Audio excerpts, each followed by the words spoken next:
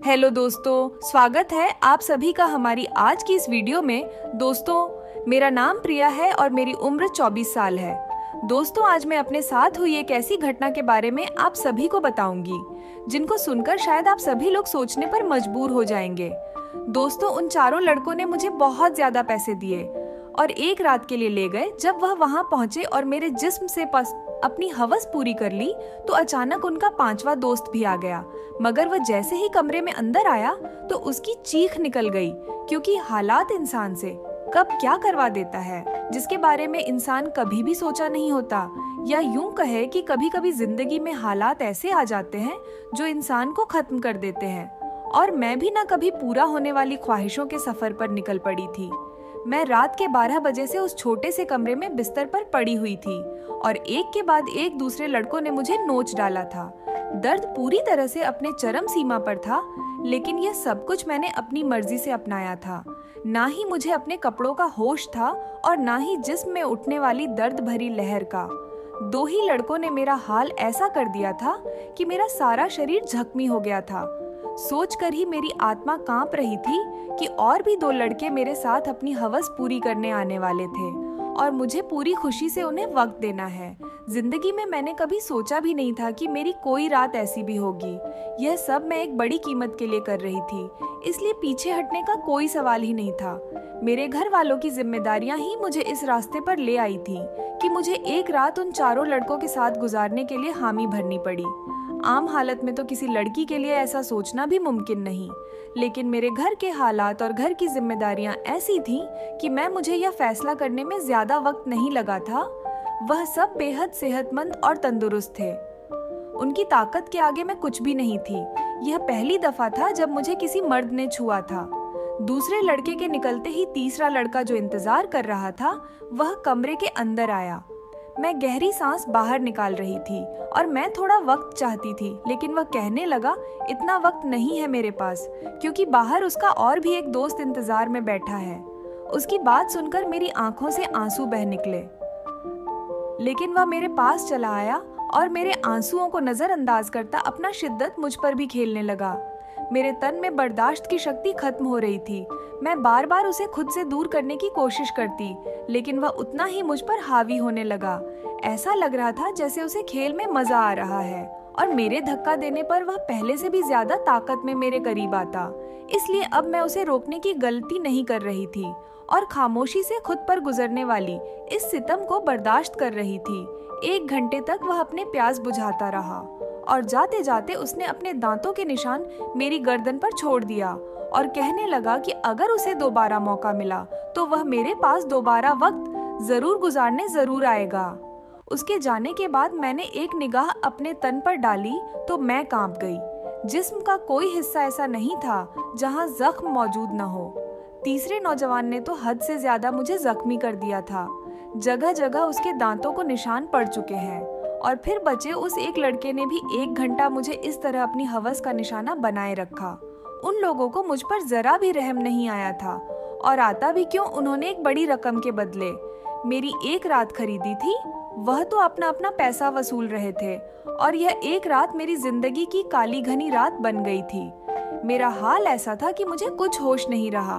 मैं खुद से उठकर बैठना तो दूर, करवट बदलने के काबिल भी नहीं रही थी। धीरे धीरे मेरी आंखें बंद होने लगी थीं और तभी उन लड़कों ने मुझे बताया कि उनका एक और दोस्त भी आ गया है। मुझ में इतनी हिम्मत नहीं बची थी कि मैं उन्हें इनकार कर पाती या इस बात का विरोध कर सकती। जैसे ही 5वां लड़का कमरे में दाखिल हुआ और मेरे बिस्तर के करीब आया तो मुझे देखकर उसकी चीखें निकल गई। उसकी चीख क्यों निकली, वजह जानकर आपके भी रोंगटे खड़े हो जाएंगे। दोस्तों, मैं आप सभी लोगों को पहले ही बता चुकी हूँ कि मेरा नाम प्रिया है और मेरी उम्र सिर्फ 24 साल है। मैंने ग्रेजुएशन कर रखी थी, लेकिन आज के दौर में ग्रेजुएशन कुछ भी नहीं होती। लोग बीईडी करके भी डिग्रियां हाथों में लिए सड़कों पर घूम रहे हैं। इस बात का सही अंदाजा मुझे उस वक्त हुआ जब मैं नौकरी की तलाश के लिए निकली, लेकिन हर कंपनी के आगे नौजवानों की एक बड़ी सी लाइन लगी होती थी जो अपनी बारी के इंतजार में थे। ऐसे में मुझ जैसी लड़की को नौकरी कहाँ मिल सकता था, जिसके पास ना ही तजुर्बा था और ना ही कोई बड़ी डिग्री। मगर नौकरी मेरी सबसे बड़ी जरूरत बन चुकी थी, क्योंकि बाबा के स्वर्गवास ने हमारी कमर तोड़ दी थी। बाबा घर में एक अकेले कमाने वाले थे और हम 3 बहनें बिन ब्याही घर में मौजूद थी। मेरी बड़ी बहन पढ़ी लिखी नहीं थी, इसलिए कमाने की जिम्मेदारी उसकी वजह से मेरे कंधों पर आ गई थी। जब मैं घर से बाहर निकली तो मेरे होश ठिकाने आ गए। मैं तो बाहर की दुनिया को बहुत आसान समझ रही थी, लेकिन अब मुझे समझ आ रहा था कि बाबा कितने जतन करके हमारे लिए रोटी कमाते थे, और मैं हमेशा ही बाबा से इस बात पर नाराज रहती थी कि वह हमारी ख्वाहिशें पूरी नहीं करते। मेरी नाराजगी पर बाबा का चेहरा हमेशा उतर जाता था। वह बड़े प्यार से मुझे पुकार कर कहते थे, प्रिया बेटी, तू फिक्र ना कर, एक दिन तेरे भाग्य भी जाग उठेंगे। लेकिन मुझे वो दिन अपनी किस्मत में आता नजर ही नहीं आता था, और फिर एक दिन बाबा नींद में ही ईश्वर को प्यारे हो गए। और जब सुबह हम सबको पता चला कि बाबा हमारे बीच नहीं रहे, तब हमें इस बात का एहसास हुआ कि बाबा हमारे लिए कितने अहम थे। जब तक उनका हाथ हमारे सर पर मौजूद था, कम से कम दुनिया की बुरी नजरों और रोटी जैसी बुनियादी जरूरत से तो हम मुहाल नहीं थे। बाबा के निधन के कुछ दिन बाद तक तो आस पड़ोस वालों और खानदान वालों ने हमारी मदद की, लेकिन धीरे धीरे सभी अपनी जिंदगी में बिजी हो गए। आज के दौर में कौन किसी का पेट पाल सकता है। मजबूरन मुझे ही नौकरी की तलाश के लिए घर से निकलना पड़ा। अब मुझे समझ में आ गया था कि औरतों के लिए बाहर की दुनिया किस कदर मुश्किल है। किसी भी कंपनी में मुझे नौकरी नहीं मिली थी, और नौकरी के लिए कंपनी के बाहर सैकड़ों नौजवान पहले ही खड़े होते हैं। मैं स्कूलों का रुख किया तो यह देखकर मेरी हालत और खराब हो गई कि आधे दिन से भी ज्यादा काम करने के बदले सिर्फ 5,000 मिल रहे थे, जिसमें घर के बकाया बिल ही चुके पाते। इसमें भी हर स्कूल वाले मुझे मेरा तजुर्बा पूछते और मेरा मुंह खाली रह जाता। बहुत तलाश करने के बावजूद भी कोई नौकरी ना मिली तो मेरी एक सहेली के भाई के जरिए मुझे एक पिज्जा हाउस में वेटर की नौकरी मिल गई। वह पिज्जा हाउस शहर के एक भीड़ भाड़े इलाके में बना हुआ था, जहां हर वक्त ही मर्दों की बहुत ही ज्यादा भीड़ होती थी। काले रंग का फिटिंगदार कोट और पैंट को मेरे हवाले कर दिया गया, जिस पर पिज्जा हाउस का नाम लिखा था, और मुझे अगले दिन से नौकरी पर बुला लिया गया। उस नौकरी के बड़े अजीब से रूल थे जो मुझे पूरे करने थे। उन्हें एक मॉडर्न सी लड़की बेटर के नाम पर चाहिए थी, जिसके छोटे छोटे से बाल कंधों पर फैले हुए हों और वह बहुत सारा मेकअप करके डाइनिंग हॉल में खड़ी हो। मैं यूनिफॉर्म को अपने बैग में डालकर वापस कर लौट आई थी। मैं अभी तक फैसला नहीं कर पाई थी कि मुझे यह नौकरी करनी है या नहीं, क्योंकि मेरे लिए ये बहुत ही मुश्किल काम था। बाबा की मौजूदगी में कभी बिना जरूरी घर से निकलने की नौबत भी नहीं आई थी, और पिज्जा हाउस में तो इतने सारे मर्दों के बीच इतने चुस्त कपड़े पहनकर खड़े होना मेरे लिए एक बहुत ही घुटन भरा काम था। मगर भूख इंसान से सब कुछ करवा ही लेती है। मैं वहां से वापस आई तो मेरी माँ दरवाजे पर ही परेशान सी खड़ी थी। मुझे देखकर उनकी आंखों में आंसू आने लगे। मैंने माँ से कहा कि वह इस तरह रोते हुए दरवाजे तक क्यों चली आई, तो माँ रोते हुए कहने लगे कि बेटा, बिजली वाले आए थे और उन्होंने हमारी बिजली काट दी है। माँ की बात सुनकर मेरा दिल धक से बैठ गया था, क्योंकि गर्मी जोरों पर थी और ऐसे में बगैर बिजली के गुजारा करना बहुत ही मुश्किल था। लेकिन पिछले 3 महीने से हम बिल नहीं चुका पाए थे और शायद इसलिए हमारी बिजली काट दी गई थी। माँ की आंखों के आंसू ने मेरे लिए फैसले को बहुत आसान कर दिया था। मैंने माँ को गले लगाया और उन्हें बताया कि मुझे एक अच्छी जगह नौकरी मिल गई है और कल से मुझे नौकरी पर जाना है। माँ ने मेरे सर पर हाथ रखकर कहा कि बेटा, अब तुम ही मेरा बाजू हो और तुम्हें ही अपने दोनों बहनों की शादी करनी है। माँ ने एक बड़ी जिम्मेदारी मेरे कंधों पर डाल दी थी और मैं सोच रही थी कि मैं ये जिम्मेदारी कैसे निभाऊंगी, लेकिन मुझे ये जिम्मेदारी निभाना ही था। माँ पूछ रही थी कि मुझे नौकरी कहाँ मिली है, लेकिन मैं उन्हें नहीं बताना चाहती थी कि मुझे कहाँ नौकरी मिली है। इसलिए मैंने मन से कह दिया कि माँ, मुझे एक बड़ी सी कंपनी में एक अच्छी नौकरी मिल गई है। मेरी नौकरी का वक्त दोपहर 2 बजे से रात 10 बजे तक था। मेरी नौकरी का वक्त जानकर मेरी माँ हैरत में पड़ गई और मुझे देखने लगी कि यह कौन सी कंपनी है जहाँ दोपहर 2 बजे बुलाया गया है। मैं झूठ कह दिया कि यह एक मल्टीनेशनल कंपनी है जो 24 घंटे चलती है। इस वक्त हमें पैसों की इतनी जरूरत थी कि माँ ने ज्यादा सवाल करने की बजाय मुझे तरक्की की, ढेर सारी दुआएं दी और अगली दोपहर 1 बजते ही मैं पिज्जा हाउस के लिए रवाना हो गई। मुझे क्या खबर थी यहाँ से मेरी किस्मत मुझे कहाँ ले जाने वाली है। मैंने अपना यूनिफॉर्म पिज्ज़ा हाउस में आकर बदले। मैनेजर ने मुझे पिज्ज़ा हाउस के दरवाजे के बाहर ही खड़ा कर दिया और कहने लगा, आज तुम्हारा पहला दिन है, इसलिए आज तुम आते जाते कस्टमरों को इज्जत से वेलकम करोगे। फिर मैनेजर गुस्सा होकर कहा कि वह कैसे मुंह उठाकर आ गई हो, जाओ पहले मेकअप करो। मैनेजर की बात सुनकर मैं शर्मिंदा हो गई क्योंकि मेरे पास मेकअप नहीं था। वहाँ मौजूद एक दूसरी लड़की ने अपने मेकअप से मेरा मेकअप किया। वह बड़ी तेजी से मेरे चेहरे पर अपना हाथ चला रही थी और उसके बाद जब मैं आईने में खुद को देखा तो हैरान रह गई। मुझे मालूम था कि मैं खूबसूरत हूँ और मेरा रंग भी बहुत अच्छा है, लेकिन थोड़े से मेकअप के बाद मैं पूरी तरह निखर गई थी। मैं खुद को आईने में देख रही थी, तब वह लड़की कहने लगी, लोग खूबसूरती देखकर ही तो यहाँ रखते हैं, नहीं तो काम करने के तो बहुत से लोग मिल जाते हैं। मैं जान गई थी कि क्या नौकरी मुझे मेरी काबिलियत की वजह से नहीं बल्कि खूबसूरती की वजह से मिली है। नौकरी का पहला दिन मेरे लिए बहुत ही भारी था। मैं 2 बजे से दरवाजे पर खड़ी आने जाने वाले लोगों का वेलकम कर रही थी। यहाँ औरतों की तादाद कम ही आती थी, ज्यादातर मर्द ही आ रहे थे। रात गए तक मेरे पैरों में बहुत ज्यादा दर्द हो चुका था और अभी मुझे वापस बसों के धक्के खाते हुए घर की पहुँचना था। 11 बजे के करीब माँ मेरे इंतजार में जाग रही थी। मैंने माँ के साथ बैठकर खाना खाया, उसके बाद बिस्तर पर लेट गई। आज मुझे बाबा की बहुत याद आ रही थी। बाबा मेरी सबसे ज्यादा नखरे उठाया करते थे, फिर भी मैं हमेशा उनसे किसी न किसी बात पर रूठ जाती थी। पैरों की तकलीफ से तड़पते तड़पते कब मुझे नींद लग गई पता ही नहीं चल। अगले दिन मैं फिर 1 बजे के करीब घर से निकल गई थी। आज मुझे दरवाजे के पास खड़ा नहीं किया गया था बल्कि ऑर्डर लेने का काम दिया गया था। ये काम मुझे थोड़ा सा आसान लगा था, लेकिन कुछ ही देर में अंदाजा हो गया कि यह काम बिल्कुल भी आसान नहीं था। मैं जिसके पास भी ऑर्डर लेने के लिए जाती, उनमें से बहुत से मर्द मुझे देखते और मुस्कुराते। बदले में मुझे भी मुस्कुराहट जाहिर करनी पड़ती क्योंकि यह मेरी नौकरी का नियम था। लोग जानबूझकर ऑर्डर देने में काफी वक्त लगाते और कभी कभी तो ऑर्डर देते वक्त इस कदर करीब आ जाते कि मेरा सांस रुकने लगता। पिज्जा हाउस मुझ जैसी वेटर की वजह से ही चल रहा था। इस बात का अब मुझे अच्छी तरह से अंदाजा हो गया था क्योंकि यहाँ आने वाले ज्यादातर मर्द लड़कियों की वजह से ही आते थे। दिन बहुत तेजी से गुजर रहे थे और मुझे यहाँ नौकरी करते करते 1 महीना हो गया था। उस 1 महीने में काफी कुछ ऐसा हुआ जो मेरे लिए बहुत ही अजीब था।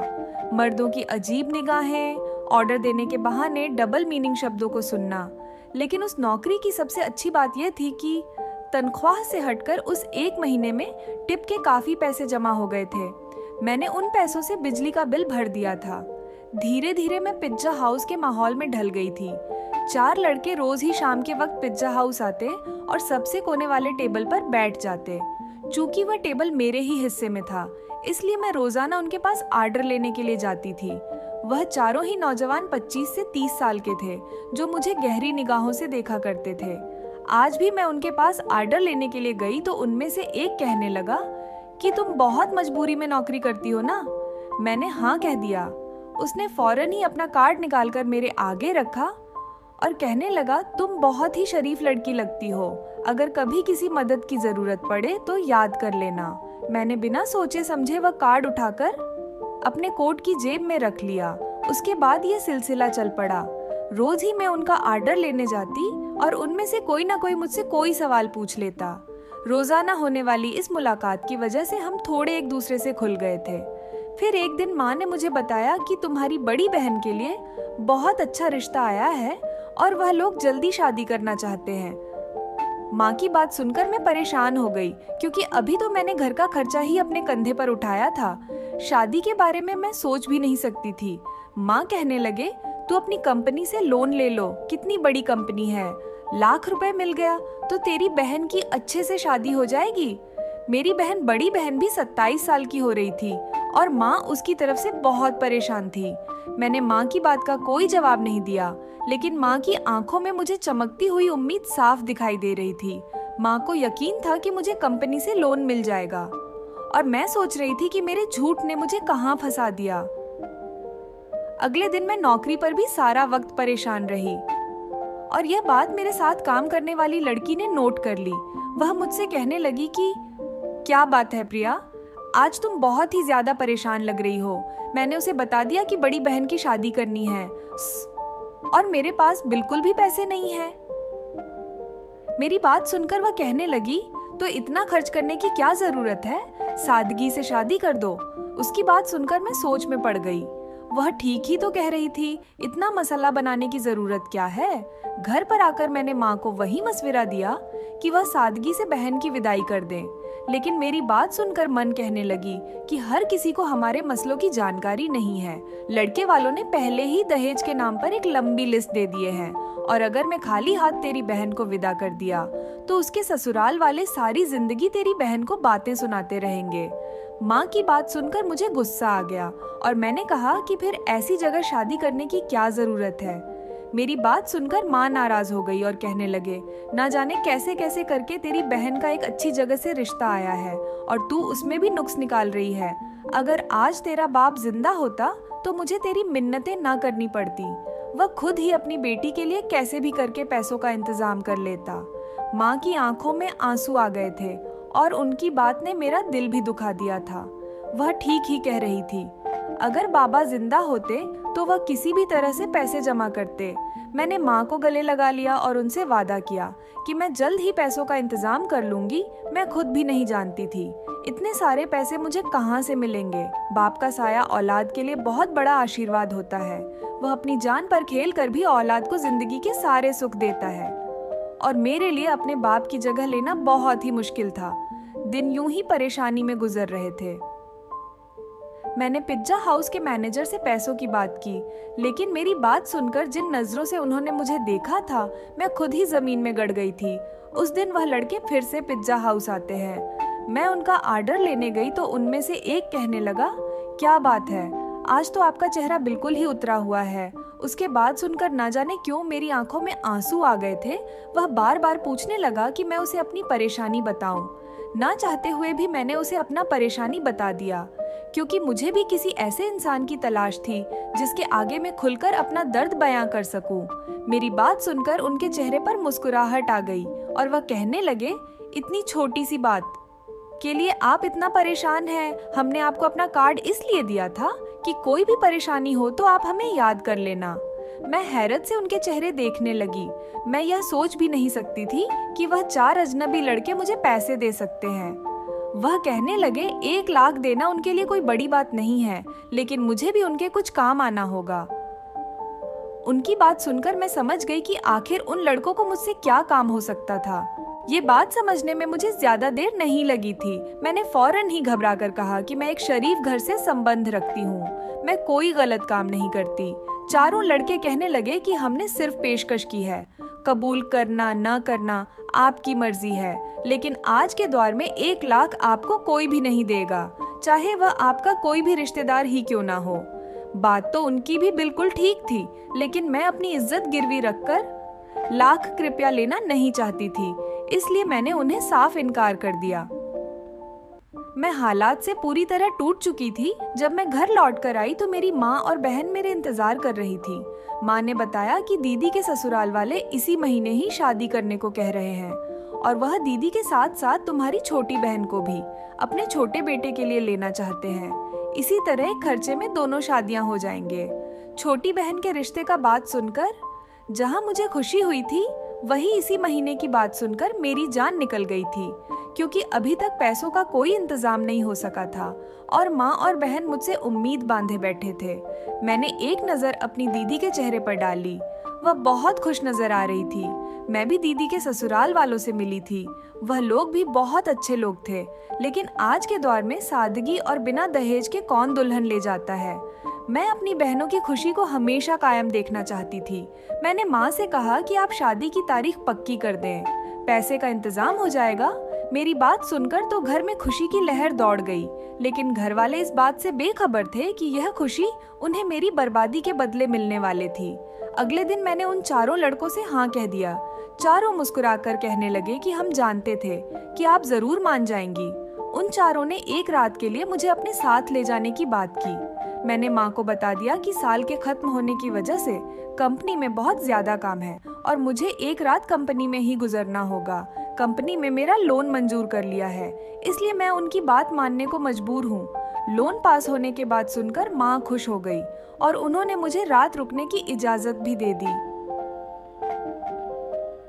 पिज्जा हाउस से छुट्टी होने के बाद मैं उन लड़कों के साथ चली गई। उन्होंने मुझे अपने दरिंदगी का निशाना बना डाला और जब 5वां लड़का अंदर आया तो मुझे देखकर उसकी चीखें निकल गई, क्योंकि पूरा बिस्तर खून से भीगा पड़ा था और शायद मैं अपने जिंदगी की आखिरी सांस ले गिन रही थी। उसने तुरंत मुझे अपने बाजू में उठाया और गाड़ी में डालकर एक छोटे से अस्पताल में ले गया, जहां शायद उसका कोई जान पहचान वाला ही डॉक्टर था।